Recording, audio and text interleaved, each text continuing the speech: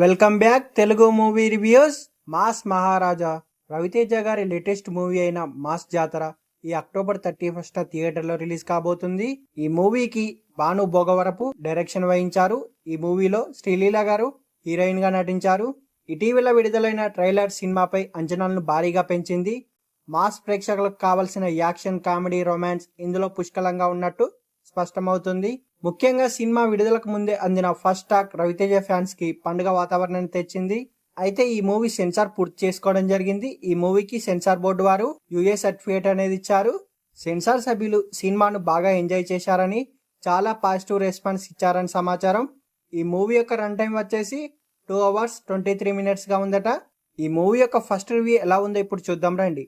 Cinema starting లో వచ్చే fight scene అదిరిపోయిందని, Raviteja గారి ఎనర్జీకి మ్యాచ్ అయ్యేలా భీమ్స్ గారు ఇచ్చిన సంగీతం హైలైట్ గా నిలిచిందని, ట్రైన్ లో వచ్చే అక్రమ రవాణా నేపథ్యంలో వచ్చే ఇంటర్వెల్ ఫైట్ సైతం జాతర సీక్వెన్స్ సినిమాకి అతిపెద్ద హైలైట్ అని అంటున్నారు. రవితేజ అండ్ శ్రీలీల మధ్య రొమాన్స్, కామెడీ ట్రాక్ ప్రేక్షకులను ఆకట్టుకుంటుందని, హీరో రవితేజ గారు, విలన్ నవీన్ చంద్ర గారు మధ్య సన్నివేశాలు గూస్ బంప్స్ తెప్పిస్తాయని సమాచారం. ఇంటర్వెల్ నుంచి క్లైమాక్స్ వరకు సినిమా ఫస్ట్ ఫేజ్ లో ఒక రేస్ లా సాగుతుందని, ఎక్కడ డ్రాప్ ఉండదని తెలుస్తుంది.